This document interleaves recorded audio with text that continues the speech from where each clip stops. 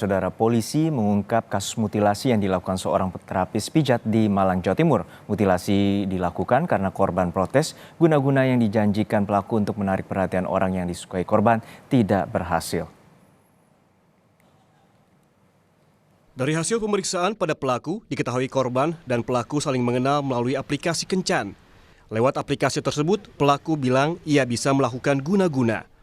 Merasa tertarik, korban menghubungi pelaku untuk memakai jasa pelaku memikat orang yang disukai korban. Namun, belakangan korban protes karena merasa guna-guna tersebut tidak berhasil dan terjadilah cekcok yang berlanjut pelaku membunuh korban. Pelaku juga memutilasi korban dan mengubur jenazah korban.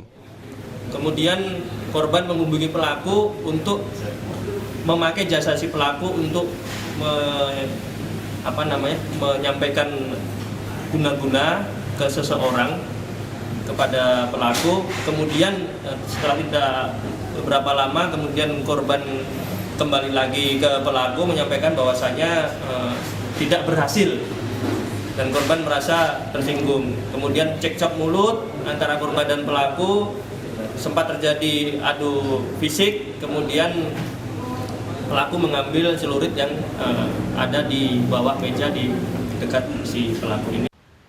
Kini polisi masih memeriksa sejumlah saksi termasuk istri pelaku yang tinggal tak jauh dari lokasi kejadian. Warga sekitar juga akan diperiksa mengingat lokasi kejadian yang berada di permukiman padat penduduk.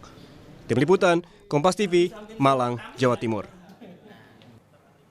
Untuk mengetahui perkembangan penanganan kasus mutilasi yang dilakukan seorang terapis pijat di Malang, Jawa Timur, kita langsung bergabung dengan jurnalis Kompas TV, Nadifa Rahma. Nadifa, fakta apa saja yang telah terungkap dari hasil pemeriksaan oleh polisi?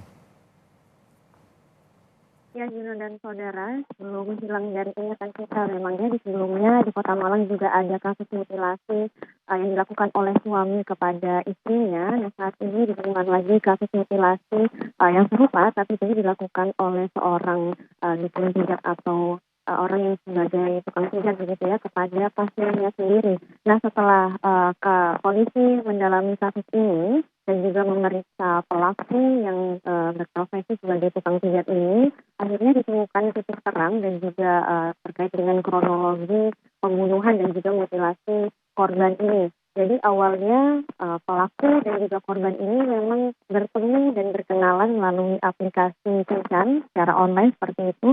Dan di sini pelaku juga mengatakan bahwa ia bisa melakukan dengan hitam seperti itu ya. Dan akhirnya korban ini tertarik dan menggunakan jasa dari pelaku tersebut. Namun setelah menggunakan jasa tersebut, korban ini akhirnya protes dan komplain kepada pelaku kenapa tidak manjur seperti itu ya, dan akhirnya timbullah adu mulut dan juga cekcok di rumah kos yang juga digunakan sebagai tempat praktisnya seperti itu. Dan akhirnya di sini pelaku akhirnya membacok korban dan juga keesokan harinya ia membeli senjata tajam untuk membunuh dan juga memutilasi korban seperti itu. Dan sebelumnya seperti yang kita ketahui di sini dilakukan di rumah kos yang disewa oleh pelaku. Jadi di sini di dalam satu rumah kos ini ada 2 kamar, yang satu digunakan untuk praktik pijatnya seperti itu dan satunya digunakan sebagai tempat tinggal suami dan juga istrinya tersebut. Seperti itu. Ya, Nadifa, untuk kasus ini telah terjadi 3 bulan lalu. Lalu bagaimana kronologi polisi bisa mengungkap pelaku melakukan mutilasi? Ya, memang benar untuk kasus ini sudah dilakukan 3 bulan lalu, tepatnya pada Oktober 2023. Memang pada Oktober 2023 lalu ini, Ketua RW setempat sempat menemukan mobil yang diparkir di sekitar daerah kos milik pelaku di sini, dan Ketua RW tersebut juga sempat bertanya kepada warga sekitar siapa yang memiliki mobil tersebut, tapi tidak ada yang memiliki sehingga ia melaporkan kepada polisi, dan polisi akhirnya menduga bahwa mobil tersebut adalah milik korban yang waktu itu dinyatakan hilang, orang Surabaya yang dinyatakan hilang dan terakhir berkomunikasi dengan pelaku, sehingga di sini pelaku pun juga sempat dipanggil oleh polisi, tapi karena kurangnya bukti akhirnya pelaku ini masih dibebaskan.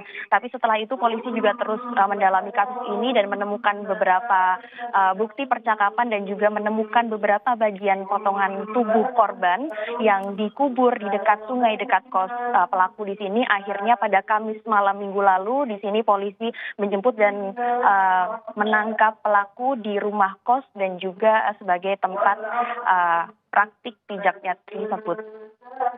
Baik, terima kasih atas laporan Anda, jurnalis Kompas TV, Nadifa Rahma dari Malang, Jawa Timur.